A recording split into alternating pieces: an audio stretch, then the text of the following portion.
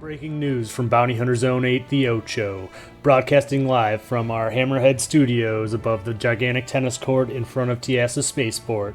Correspondent Fuzzy here. Our first story tonight has to do with the anniversary of the slaying and or murder, depending on how you look at it, of Anthony Tanaka at Levski. Tanaka was killed by a guard for being too lazy to work at his assigned post. How that relates to tonight's story is drunken revelers and or mourners, I mean, they were drunk, excuse to drink, I guess, decided that they wanted to take revenge on Hurston guards who they think are similarly inhumane. The drunk revelers have started abducting Hurston guards from the hangars and then drove them out to space, where they self-destructed their ships, killing the guards. Hurston is currently researching and or putting bounties on those captured in these footage. Later, when we talk to our bounty hunter board correspondent, I got the free MPUV, he will put out the bounties on these individuals. Next up, Our next story has Takuetsu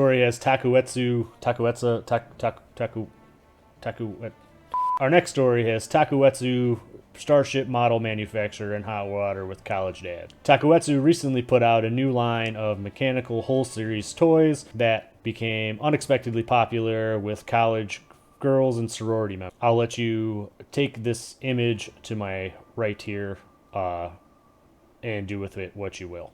Bounty hunter dispatchers around Yellow were fired this week for not updating the locations of bounties in a timely manner. Most notably, this resulted in the death of Sleepy Joe Bindler, an 80-year-old bounty hunter, dying while sleeping while waiting bounty to show up. Be updated, I guess. I mean, come on, man. Maybe you shouldn't be doing this if you're sleeping that much. Come on. 1, 2, 3, 1, 2, 3. La, la, la, la, la, la. Fellow bounty hunters had been asking Sleepy Joe to retire for years now, but he was just too arrogant. We will mourn your loss, Sleepy Joe. Truly, you were a pillar of the community. The ARGO Raft may become an unexpectedly popular bounty hunting ship. It may because this week, Avenger One, a prominent ace in the community, used one to destroy a Vanguard.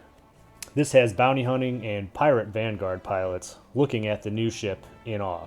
Not only can it carry cargo, 96 SCU worth, but it can also destroy Vanguards.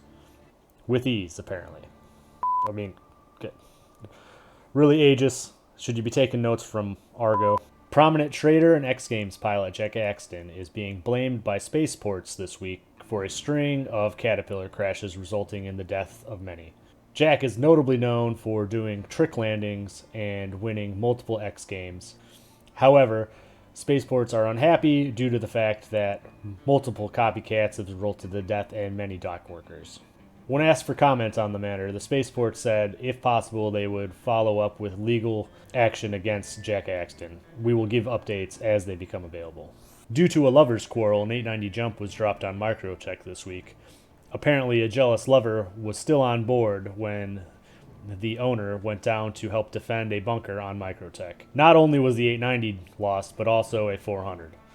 The 890 owner was given the reward for the defense of the bunker as well as the bounties on the pirates slayed due to the explosion. However, he was also fined 1 million credits for recompense against the deaths of the Microtech guards and for rebuilding efforts. We will now hand it over to our Bounty Hunter Board correspondent. I got the free MPUV, and we will be back with Pico's pick for Story of the Week. Bounty Board correspondent, I got the free MPUV here, reporting live in front of the greatest starship ever created. The highest return for bounty hunters this week remains ERTs and Group ERT. These are best done if you do not have a Gladiator available in an Eclipse and or an Ares Ion. BHZ contract only has one on the board this week for 100,000 UEC for viewers. Please send proof of hunting down this target to BHZ for your 100,000 UEC reward. Bonus of 50,000 UEC for a total of 150,000 UEC if you hunt down this target with a Gladiator. Back to you, Fuzzy. Pico here with my pick for Story of the Week. This week's story is about EAC and how it affects the popular game Arena Commander, as well as Star Marine. EAC sees the player base split in its implementation. Half consider it to be an intrusive malware and they don't want their metadata transferred to third parties. The other noobs just don't want to be 360 no-scoped by cheating hacks. This has been Pico's Pick. Our last update is in entertainment, and is a reminder that there will be eccentric bluegrass at the Stiegmans Arena on ArcCorp. Space truckers, rum runners, and dependas alike will be entertained for hours, I'm sure. This has been Bounty Hunter Zone 8, The Ocho. And remember, this is the way.